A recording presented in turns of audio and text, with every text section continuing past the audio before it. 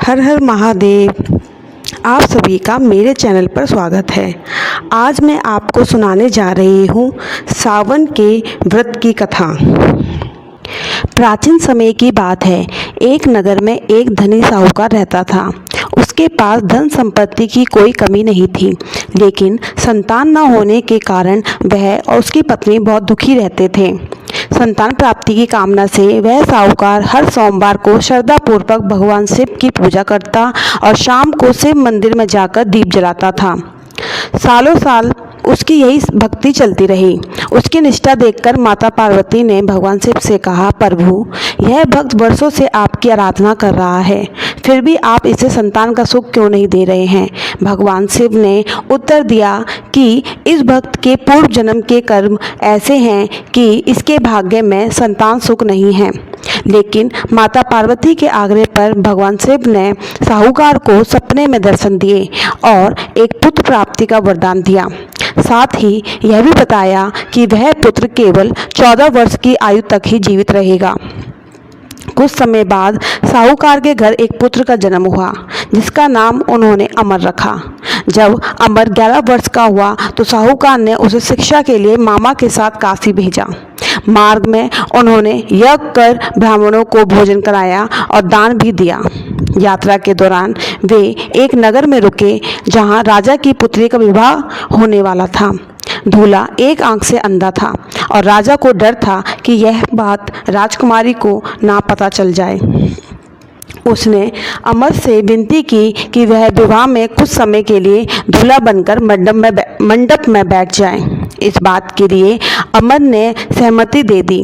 विवाह के बाद अमर काशी चला गया, लेकिन राजकुमारी को पत्र लिखकर सच्चाई बता दी।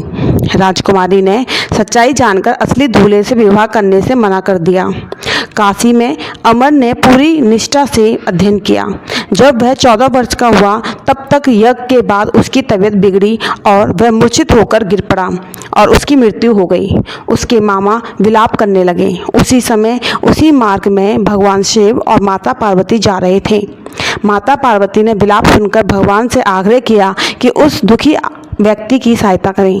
भगवान शिव ने बताया कि यह वही साहूकार का पुत्र है जिसे उन्होंने वरदान दिया था। माता पार्वती ने पुनः करुणा भाव से विनती की, प्रभु, इस बालक का पिता बीते 14 वर्षों से पूरी श्रद्धा से सोमवार का व्रत रखता आया है और हर सप्ताह आपके चरणों में दीप अर्पित करता है। कृपया उसकी भक्ति का मान रखिए और इस बालक के कष्ट हर लीजिए। भगवान शिव माता की करुणा से प्रसन्न हुए और अमर को जीवन दान दे दिया। इसके बाद अमर अपने मामा के साथ काशी से लौट आया। रास्ते में वह उसी नगर पहुंचा जहां उसका विवाह हुआ था। राजकुमारी उसे पहचान गई और इस बार